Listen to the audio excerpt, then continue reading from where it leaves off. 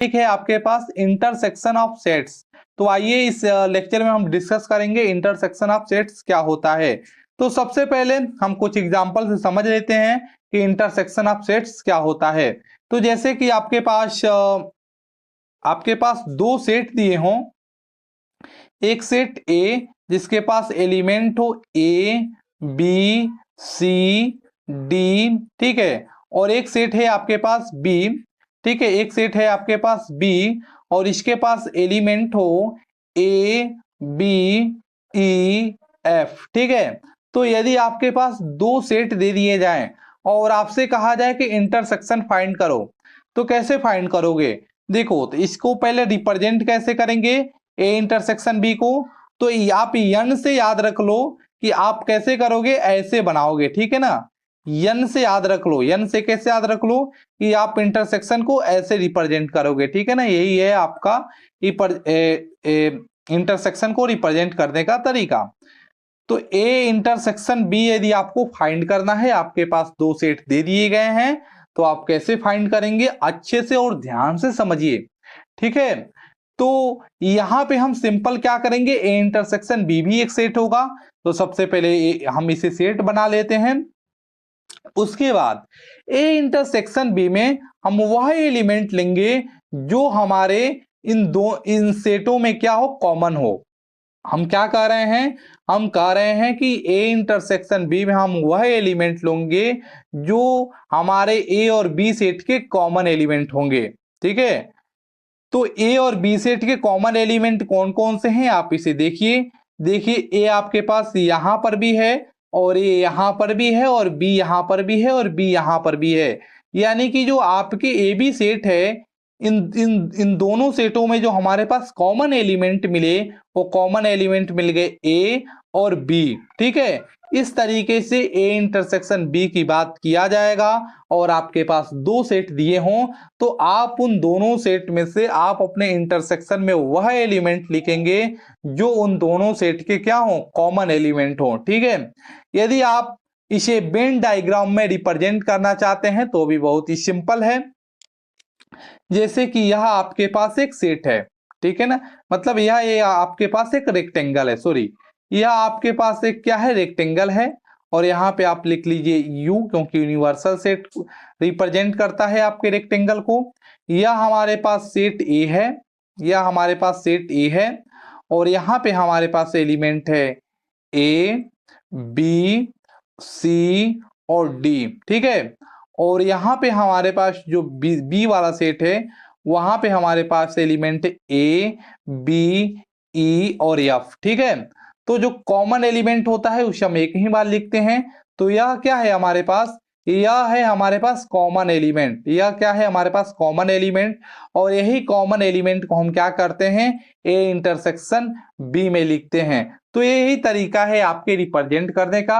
I hope अब तो आप 9वीं पढ़े तो आपका काम हो जाएगा, ठीक है, कि ए इंटरसेक्शन बी कैसे फाइंड करते हैं आप बहुत अच्छे से समझ गए होंगे। लेकिन चलिए एक बार देख लेते हैं, कोई इतना हार्ड नहीं है कि आप नहीं समझ पाएंगे इसके थ्योरी को। आइए समझ लेते हैं कि क्या कह रहा है। एनसीईआरटी का थ्योरी है, हम इसको समझ लेते हैं कि ये क्या कह रहा है। कह रहा है कि द इंटरसेक्शन ऑफ सेट्स, ठीक है ना, the intersection of sets A and B is the set of all element. क्या कह रहा है कि जो इंटरसेक्शन ऑफ सेट होता है ए और बी, ये क्या होता है, यह भी सेट के सभी एलिमेंट होता है, ठीक है, which are common to both A and B, जो कि क्या होना चाहिए, जो कि कॉमन हो या तो ए, ठीक है ना, ए और बी दोनों सेटों में, ठीक है। और यहाँ पे सिंबल बता रखा है कि इंटरसेक्शन को हम कैसे रिप्रेजेंट करते हैं, यूज टू डिनोटेड इंटरसेक्शन, ठीक है। और यहाँ पे क्या कह रहा है, यहाँ पे कह रहा है कि the intersection of two set, यानी कि यदि दो सेट का आप इंटरसेक्शन ले रहे हो, set A and set B का, तो the set of all those element, set के वे सभी एलिमेंट जो कि क्या हों, आपके सेट ए में बिलोंग करते हों और सेट बी में बिलोंग करते हों, उसे आप क्या कहते हैं, इंटरसेक्शन ऑफ टू सेट, ठीक है।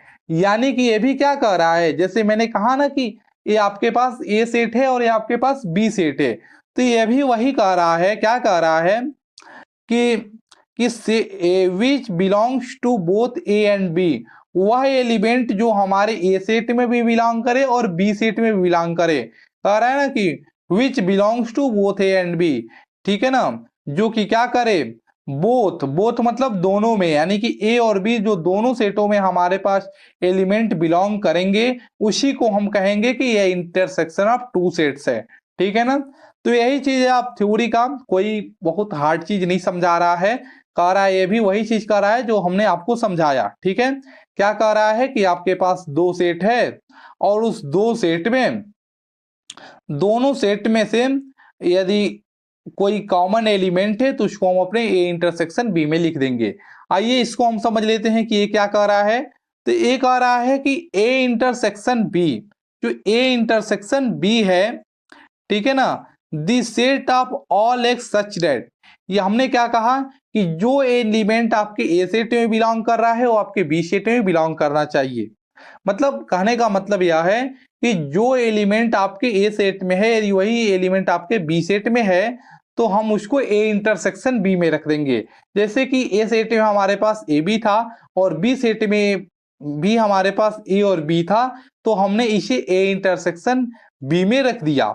उसी तरीके से कहा जा रहा है कि जो ए इंटरसेक्शन बी होता है वह the set of all X such that X belongs to A, यानी कि वह एलिमेंट हमारे ए सेट में भी बिलोंग करना चाहिए and X belongs to B, और वह एलिमेंट जो है वो आपके बी सेट में भी बिलोंग करना चाहिए। यानी कि एलिमेंट एक्स ए सेट में भी बिलोंग करे और एलिमेंट यदि बी सेट में बिलोंग करे तो उस एलिमेंट को हम क्या करेंगे, अपने ए इंटरसेक्शन बी के सेट में रखेंगे। यही आपका सिंपल कॉन्सेप्ट था, बहुत आसानी से आप समझ चुके होंगे। यही है, इसको भी आप याद रखिएगा। आप जब अपने एक्सरसाइज के क्वेश्चन लगाने जाएंगे तो ये आपसे चीजें पूछ ली जाएंगी। तो याद रखिए कि जो यूनियन था उसमें आप क्या करते थे, याद रखिए एक बार हम आपको बता दे रहे हैं कि जो आपके पास ए यूनियन बी था उसमें आप सेट बिल्डर फॉर्म में कैसे लिख रहे थे, तो उसमें आप लिख रहे थे कि the set of all X such that X belongs to A or X belongs to B. ठीक है ना, ये आपके यूनियन का है, यहाँ पे यूनियन में क्या होगा, और होगा, याद रखिएगा। ठीक है ना, और जो आपका इंटरसेक्शन है, इंटरसेक्शन में एंड होगा। तो ये आप दोनों चीज याद रखिएगा आपकी एक्सरसाइज के जब आप क्वेश्चन को सॉल्व करेंगे तो ये दोनों चीज आपके लिए जरूरी होंगे। ऐसे तो हमने आपको बहुत अच्छे से समझा भी दिया है, अब आपको याद भी हो जाएगा आई होप।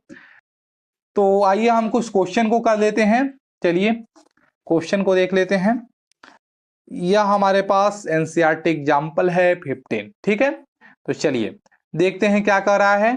कह रहा है कि लेट ए एक सेट है, 2 4 6 सेट एलिमेंट है और एक सेट ए है, और हमें फाइंड क्या करना है, हमें फाइंड करना है ए इंटरसेक्शन बी। तो चलिए फाइंड करते हैं इंटरसेक्शन बी। तो ए हमारे पास है ए और ए इंटरसेक्शन बी फाइंड करना है। चलिए जी, ए हमारे पास सेट लिख लेते हैं 2 4 6 8, इंटरसेक्शन बी में हमारे पास एलिमेंट है 6 8 10 और 12। ठीक है, अब इसे आपको फाइंड करना है इंटरसेक्शन बी। तो ए इंटरसेक्शन बी में तो कोई झमेला ही नहीं है, सिंपल यही है कि जो दोनों सेट में कॉमन एलिमेंट है उसको लिख लो। तो देख लो दोनों सेट में कॉमन एलिमेंट कौन है, 6 यहां पर भी है, 6 यहां पर भी है, 8 यहां पर भी है, 8 यहां पर भी है। यानी कि इन दोनों सेट में जो कॉमन एलिमेंट है वो कौन है, 6 और 8 है। तो यही क्या हो जाएगा, आपका ए इंटरसेक्शन बी हो जाएगा। और यदि वेन डायग्राम आपसे पूछ लिए जाए तो वेन डायग्राम को आप सिंपल एक रेक्टेंगल बना लीजिए और यहाँ पे आपका हो जाएगा यू, यानी कि यूनिवर्सल सेट। यहाँ पे आप बना लीजिए ये आपका ए सेट है और इसमें आपके पास एलिमेंट है 2 4 6 और 8। एक सेट आपके पास बी है और इस बी में जो एलिमेंट है वो कौन से हैं, वह है हमारे पास 6 8 10 और 12। यहाँ पे लिख दीजिए आप ए, यानी कि ये ए सेट के एलिमेंट है और ये हमारे पास बी सेट के एलिमेंट है। कॉमन एलिमेंट को हम एक ही बार लिखते हैं और यही जो कॉमन एलिमेंट है यही क्या है हमारे पास, ए इंटरसेक्शन बी है। तो इस तरीके से आप रिप्रेजेंट कर सकते हैं। ठीक है, आइए हम नेक्स्ट एग्जांपल को देख लेते हैं। नेक्स्ट एग्जांपल क्या है, तो नेक्स्ट एग्जांपल यही है कि consider the set X and Y, example 14 find X intersection Y. Example 14 ही है जो उसमें आपको यूनियन पूछा जा रहा था, और ये आपका एग्जाम्पल जो 16 है इसमें आपसे इंटरसेक्शन पूछा जाएगा। तो यहाँ पे वही चीजें हैं, तो हम क्वेश्चन नहीं पढ़ेंगे, हम सीधे यहाँ से सेट को ले लेते हैं। यहाँ पे सेट क्या है, एक सेट है एक्स, और इस सेट में है राम, इस सेट में है राम, गीता, राम, गीता और अकबर, ठीक है। और एक सेट हमारे पास बी है, ए वाई है। एक सेट हमारे पास वाई है, और यहाँ पे भी हमारे पास जो नेम है वह है गीता, डेविड, गीता, डेविड और अशोक, ठीक है, गीता, डेविड और अशोक। अब आपको यहाँ पे एक्स इंटरसेक्शन वाई फाइंड करना है। तो कोई दिक्कत है क्या एक्स इंटरसेक्शन वाई फाइंड करने में? कोई दिक्कत नहीं है, जो दोनों में कॉमन है उसे आप लिख लो। तो दोनों में कौन सा नाम कॉमन है, खोजो तो थोड़ा सा आप। तो यहाँ पे आप खोजेंगे तो पाएंगे कि जो गीता है ये दोनों में कॉमन है, ठीक है, बाकी तो कोई कॉमन तो मिल नहीं रहा है, नहीं। तो यहाँ पे गीता क्या हो जाएगा, एक्स इंटरसेक्शन वाई हो जाएगा, ठीक है। तो इस तरीके से आप क्या कर सकते हैं, आप इंटरसेक्शन भी फाइंड कर सकते हैं, जो कि बहुत ही सिंपल है। हमारे पास कुछ और एग्जांपल है एनसीईआरटी के, हम उसे भी देख लेते हैं। चलिए, तो अब इस एग्जांपल को देख लेते हैं क्या कह रहा है। तो यह कह रहा है कि आपके पास एग्जाम्पल है ए, और एक सेट है आपके पास बी, आपको ए इंटरसेक्शन बी फाइंड करना है। चलिए फाइंड करते हैं। ए इंटरसेक्शन बी, यहाँ पे हम लिख लेते हैं 1 2 3 4 5 6 7 8 9 10, और इसका इंटरसेक्शन लेना है आपके बी सेट से, यानी कि 2 3 5 7, ठीक है। अब आप इस ए इंटरसेक्शन बी लीजिए। तो ए इंटरसेक्शन बी में क्या करते हैं, कॉमन एलिमेंट को ले लेते हैं। तो कॉमन एलिमेंट कौन कौन से हैं, 2 3 5 7, यहां से देख लीजिए, 2 यहां पर भी है, 2 यहां पर भी है, 3 यहां पर भी है, 3 यहां पर भी है, 5 यहां पर भी है, 5 यहां पर भी है, 7 यहां पर भी है और 7 यहां पर भी है। यानी कि इन दोनों सेट में जो हमारे पास कॉमन एलिमेंट मिलेंगे वो क्या मिले, 2 3 5 7। यानी कि आप क्या कह सकते हैं, आप कह सकते हैं कि ए इंटरसेक्शन बी हमें क्या मिला, ए इंटरसेक्शन हमें बी सेट मिल गया। क्योंकि देख लीजिए ये आपका बी सेट क्या है, इसमें एलिमेंट 2 3 5 7, और ए इंटरसेक्शन बी भी क्या आ रहा है, 2 3 5 7 आ रहा है। तो क्या ए इंटरसेक्शन बी आपके बी सेट के बराबर नहीं है? डेफिनेटली है, कोई उसमें से कोई सोचने वाली बात है ही नहीं, ठीक है। तो यह था आपका एनसीईआरटी एग्जांपल 70। एक आपको नोट दे रखा है, यह नोट आपके लिए काफी इंपॉर्टेंट है, आप अच्छे से इसे समझ लीजिए। आप जब एक्सरसाइज के क्वेश्चन करेंगे तो वहां पर इसकी काफी आवश्यकता पड़ेगी। तो क्या है नोट, आइए समझते हैं। कह रहा है कि if A and B are two sets, आपके पास दो सेट हैं ए और बी, सच डेट, ऐसा है कि A union B, A intersection B, यानी कि ए सेट का यदि बी सेट के साथ इंटरसेक्शन ले रहे हैं और आपको 5 मिल जाए, आप ए सेट का बी सेट के साथ क्या ले रहे हैं, इंटरसेक्शन ले रहे हैं, और आपको 5 मिल जाता है, then A and B are called disjoint set. यानी कि यदि आप ए और बी सेट का आप इंटरसेक्शन ले रहे हैं और आपको 5 मिल जाए, तब ए और बी क्या कहलाएगी, तो ए और जो बी होगी वो क्या हो जाएगी, यह सेट आपको डिसजॉइंट सेट कहलाएगी, ठीक है। यानी कि क्या कह रहा है, आइए थोड़ा सा हम एग्जांपल में समझा देते हैं। कि जैसे यहाँ पे दे रखा है, एग्जांपल दे रखा है, यह हमारे पास एक सेट है ए, और चलिए यहाँ पे हमें, यह हमारे पास सेट है, यहाँ पे है 2 4 6 8, और एक सेट है हमारे पास बी, और यहाँ पे हमारे पास एलिमेंट है 1 3 5 7, ठीक है। तो हम कह रहे हैं कि यदि आप ए इंटरसेक्शन बी फाइंड कर रहे हैं और आपका फाई आ जाता है तो आप क्या कह देंगे कि वह आपका डिसजॉइंट सेट है। ठीक है, तो चलिए समझते हैं कि क्या हमें ए इंटरसेक्शन बी फाई मिलता है कि नहीं मिलता है। तो चलिए ए इंटरसेक्शन बी फाइंड करते हैं। तो इंटरसेक्शन को फाइंड करने का तरीका क्या होता है?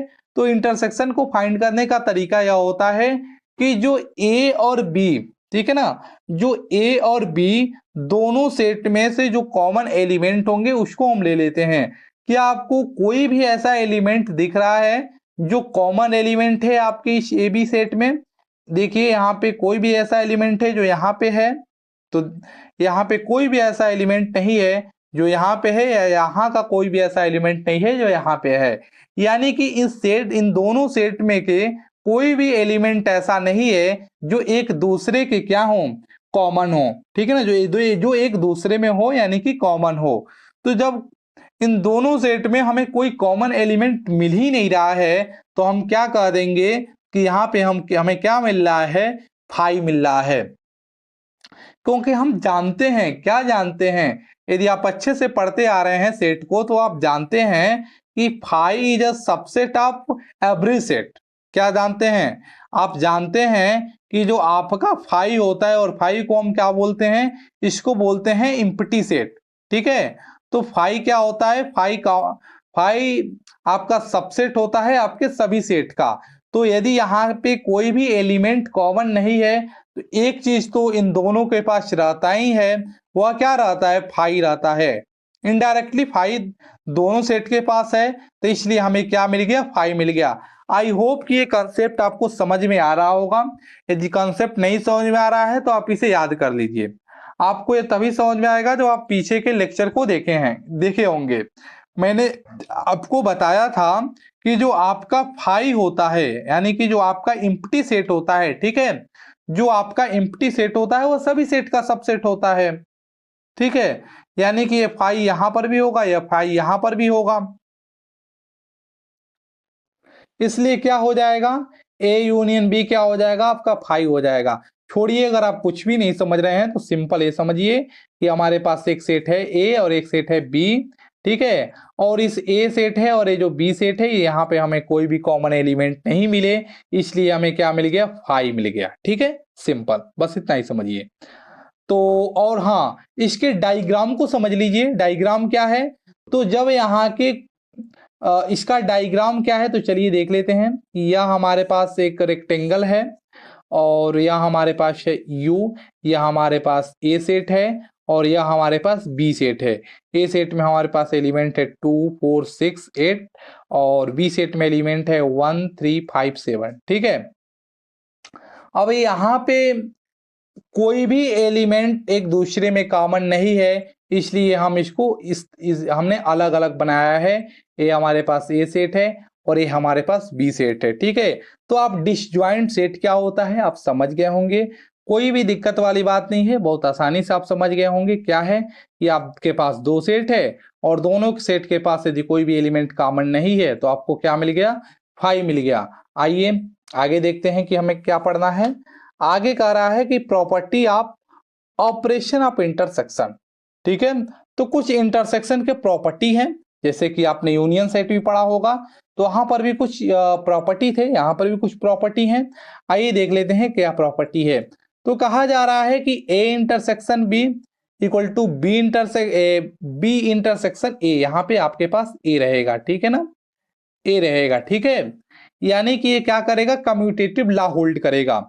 ए इंटरसेक्शन बी बराबर होगा बी इंटरसेक्शन ए के, और यहाँ पे क्या करेगा, कम्यूटेटिव लॉ होल्ड करेगा। वैसे ही आपका एसोसिएटिव लॉ भी होल्ड करेगा जो कि आपके यूनियन सेट में भी होल्ड कर रहा था। और यहाँ पे क्या कह रहा है, यहाँ पे कह रहा है कि यदि आप फाई का इंटरसेक्शन लेते हो ए सेट से तो आपको क्या मिल जाएगा, फाई मिल जाएगा। जैसे कि आपके पास कोई सेट है ए और इसके पास एलिमेंट हो 1 2 3, ठीक है, और एक सेट है आपके पास बी जिसके पास एलिमेंट है 5, और यदि आप इंटरसेक्शन लेते हो, ठीक है, और यदि आप इंटरसेक्शन लेते हो तो आपको क्या मिल जाएगा, यदि आप इन दोनों का इंटरसेक्शन लोगे तो क्या मिल जाएगा बताओ? ए फाई है और ये इंटरसेक्शन ले लो ए सेट का, तो यदि आप इंटरसेक्शन लोगे ए सेट का तो आपको क्या मिल जाएगा बताओ? क्या मिलेगा? ये आपका फाई है और आपका ए है। फाई में तो इंटरसेक्शन का मतलब क्या होता है? इंटरसेक्शन का मतलब होता है कि दोनों में से कॉमन एलिमेंट। अब इन दोनों में से क्या कोई भी कॉमन एलिमेंट दिख रहा है? नहीं, तो आपको सिर्फ क्या मिल जाएगा? फाई मिल जाएगा। ठीक है, अगर ये चीज आपको नहीं समझ में आई होगी, हमने शॉर्टकट बता दिया है, तो विस्तार से बता देते हैं उसमें क्या है। यदि आप ए इंटरसेक्शन बी फाइंड करेंगे तो आपको क्या मिल जाएगा? हमने क्या कहे हैं कि ए इंटरसेक्शन बी फाइंड करेंगे तो दोनों में से कॉमन होना चाहिए। तो इन दोनों में से क्या कोई भी कॉमन है? नहीं, क्या है? तो जब कोई भी कॉमन नहीं है तो क्या हो जाएगा? फाई हो जाएगा। तो वही चीज यहाँ पर कहा जा रहा है कि यदि आप फाई का इंटरसेक्शन लोगे किसी भी के साथ, ठीक है ना, फाई का यदि आप इंटरसेक्शन किसी भी सेट के साथ लो, जैसे कि कोई भी सेट है तो हमने कहा कि ए सेट के साथ लिया, तो फाई का इंटरसेक्शन यदि आप किसी भी सेट के साथ लेते हो, जैसे कि हमने ए सेट के साथ लिया, तो आपको क्या मिलेगा? फाई ही मिलेगा, क्योंकि फाई में कोई एलिमेंट होता नहीं है। और जब फाई में कोई एलिमेंट होता नहीं है तो फिर इन दोनों में से कॉमन क्या आएगा? कुछ भी नहीं, यानी कि फाई सेट आ जाएगा। वैसे ही आपका ये क्या है, यदि आप यूनिवर्सल सेट का इंटरसेक्शन ले रहे हो ए सेट के साथ तो आपको क्या मिल जाएगा? ए सेट मिल जाएगा। ठीक है ना, जैसे कि हमारे पास एक यूनिवर्सल सेट है और इसके पास एलिमेंट है ए बी सी और डी, ठीक है, और एक सेट ए है, इसके पास एलिमेंट है ए और बी, और आपसे हम कहें कि जो यूनिवर्सल सेट है इसका इंटरसेक्शन ले लीजिए ए सेट के साथ। तो इंटरसेक्शन में क्या होता है? जो दोनों में कॉमन होता है।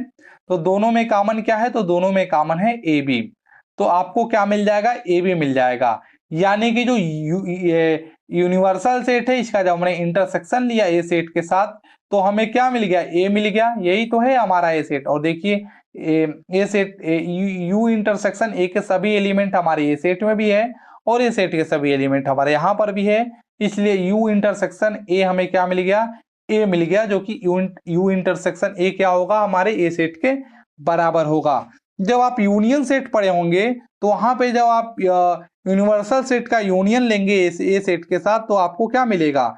तब आपको यूनिवर्सल सेट मिल जाएगा। लेकिन जब इंटरसेक्शन में आप जब यूनिवर्सल सेट का इंटरसेक्शन लेंगे ए सेट के साथ तो आपको क्या मिल जाएगा? ए सेट मिल जाएगा। ठीक है, उसके बाद आप ए सेट का यदि ए सेट के साथ इंटरसेक्शन लेंगे तो आपको ए सेट ही मिलेगा, जो कि आप जानते ही हैं। उसके बाद यह देखिए, यह है आपका डिस्ट्रीब्यूटिव लॉ। क्या है? डिस्ट्रीब्यूटिव लॉ है। यह कहा जा रहा है कि यदि आप ए का क्या करते हो? इंटरसेक्शन ले लेते हो। किसके साथ इंटरसेक्शन ले लेते हो? बी यूनियन सी के साथ। ए का इंटरसेक्शन लेते हो बी यूनियन सी के साथ, तो ये बराबर होगा, किसके बराबर होगा?